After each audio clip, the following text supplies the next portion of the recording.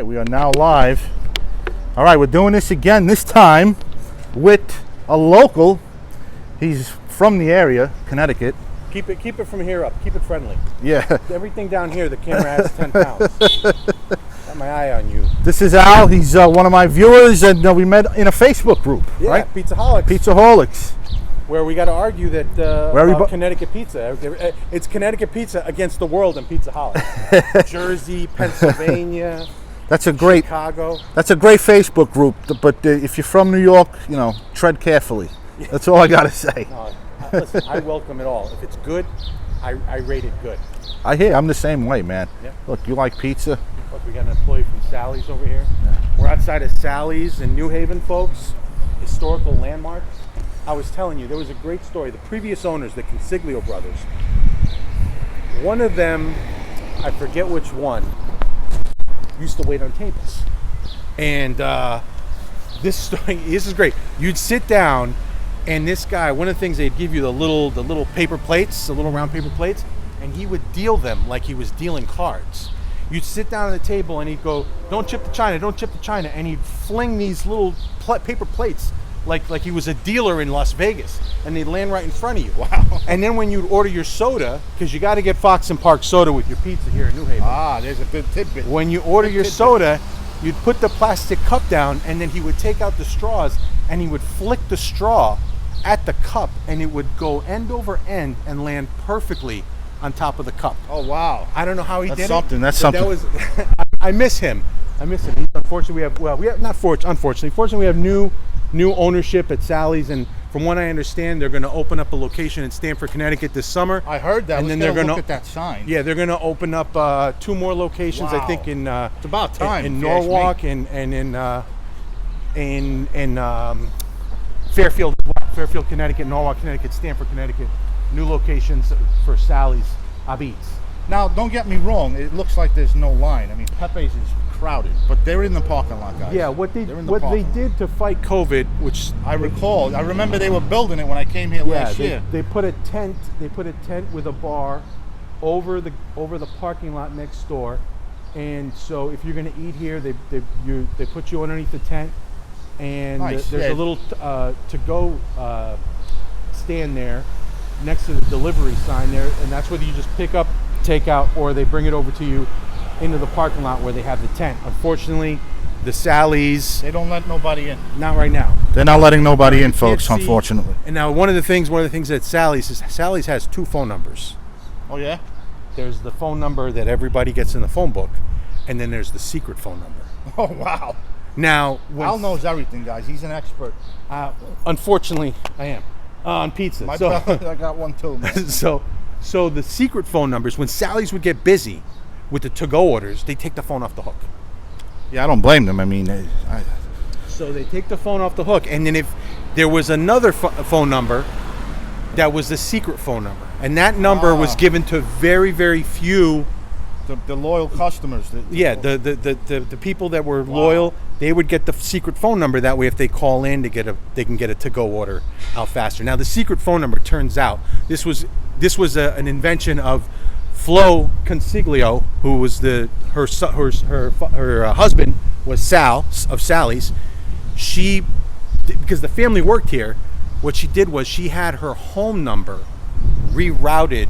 Oh, wow! To whenever she would go to the restaurant, she would just have her home number rerouted. That was the secret number, was their house phone, and they would have it rerouted to the phone in the restaurant, so that way whenever she needed to talk to her children or whatever, right, she'd call that, and that's the secret number, which it's probably not working anymore because since the family doesn't own the business anymore. Sally's is more of a love or hate it type pizza than Pepe's. Pepe's caters to a broader demographic. You think? I think here's the reason why Pepe's. Let's head down there. Let's head down Wooster Street, the little Italy of New Haven. And we got some pizzas to pick up too soon. We're gonna do some reviews. Now, to me, there's one little Italy, and that's Arthur Avenue. But this is New Haven's Little Italy. It's a nice street. I mean, there's a lot of restaurants. It's a couple of restaurants, but the only 2 that are worthwhile to me. And I'm going to be fair. Abate's, which is the 3rd pizzeria on Wooster Street, I've never had it, so I can't say it's good or bad. But there's a building across the street from Pepe's that used to be like a bakery. The cannolis were mouchad. Mouchad. Yeah. But I gotta try the cannolis out here. I've never. I mean, I know good cannolis, obviously, living in the city, New York City, but you never know. They might be good. I gotta try I them. wouldn't get a cannoli here. If you want, on the way back to Staten Island, you stop at Damare's. It's right off exits. Yeah, I heard of them. 8 or 7.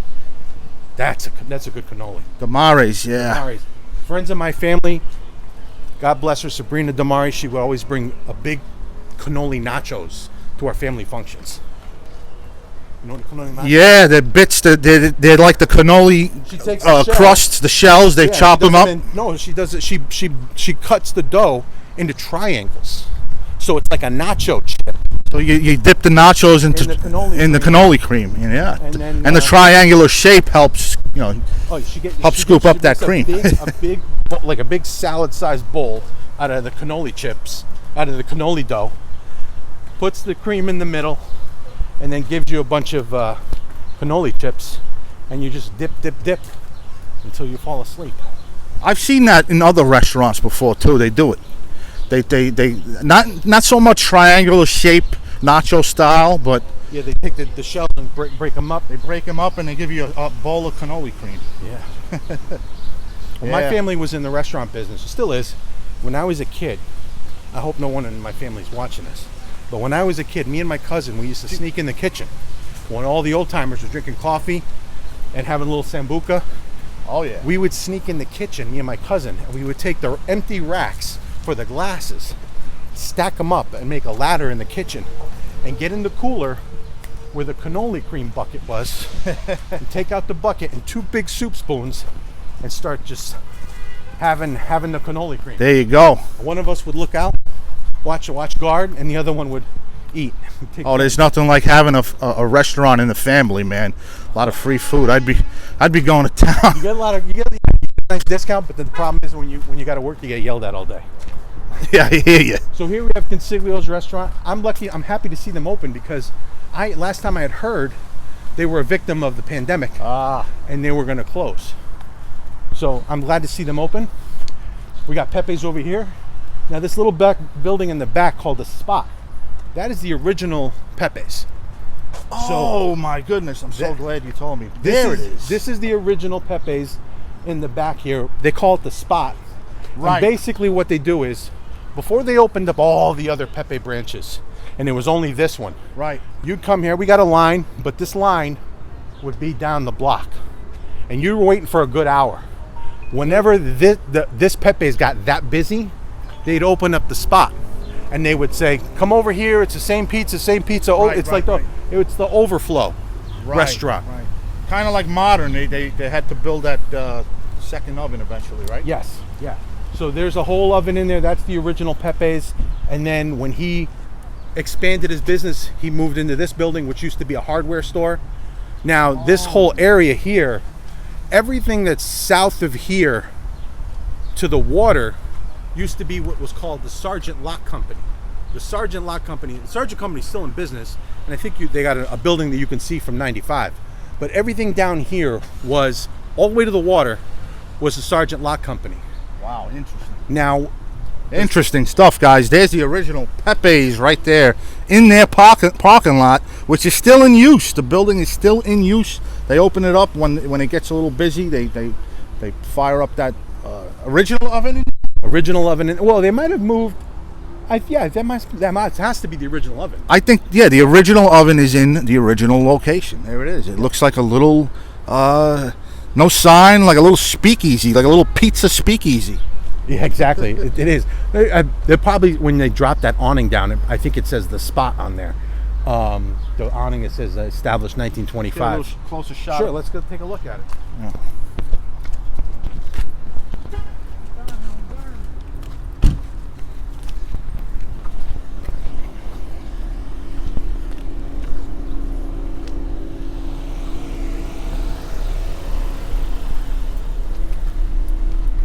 Here it is in all its glory, folks. Frank See the Pepe's. pizza boxes in the window. Original location. Ready to go. 1925. The bricks look weathered, nice and. Yeah, it's. There's Wow. a picture of Old Reliable. Now, Old Reliable, is that his nickname? Yeah, yeah. Frank Pepe's nickname, Old Reliable. Here we go. We got Frank Pepe, the spot. And they're still reliable in long after he has passed. So, as I was saying earlier, Frank Pepe used to work for the Sargent Lock Company.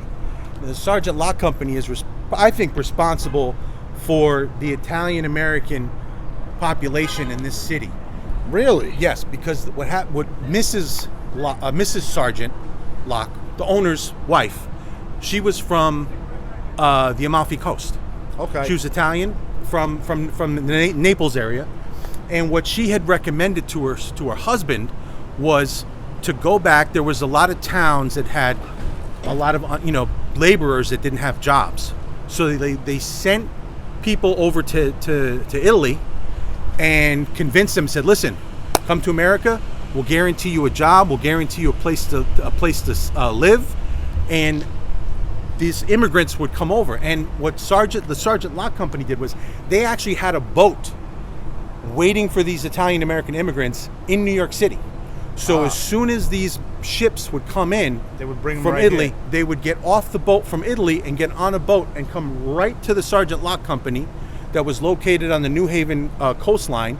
And there's literally, if you can find a map of the old company, there's an office that's literally, you get off the dock and it's the first office.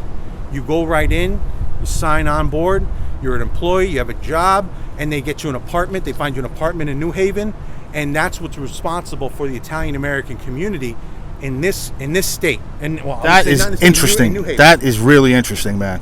Now, Let's go take a look at Pepe's. let's go take a look. Frank Pepe worked for the Sargent Lock Company, but it wasn't for him. So he went to work for a local baker.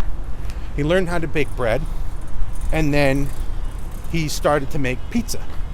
Now, originally, That seems to be the story for many pizzaiolas. They start out as bakers. and if you And a know, lot of establishments also, they start out as bakeries. in my opinion, all the best pizzerias stem from a family that has their tradition and their roots in baking. Like Al Santillo's. Have you ever tried Santillo's? Santillo's, love Santillo's. Santillo's broke into my top 5 like a rocket. Here we have Frank Pepe's, guys. Look at that Friday traffic. Frank Pepe's. We're waiting for our pizzas. Oven next door. I would have walked right past that if it wasn't for you, Al. The original oven door.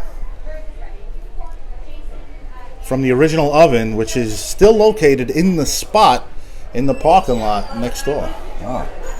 A lot of cool memorabilia here. Local olive oil from New Haven.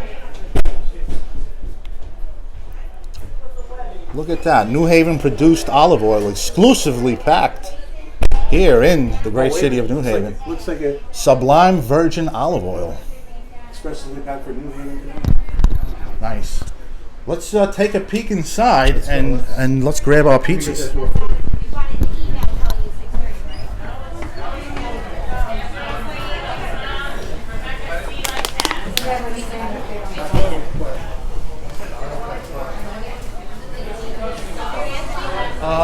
Picking up for Anthony. See that big hook hanging from the ceiling? Do I pay here?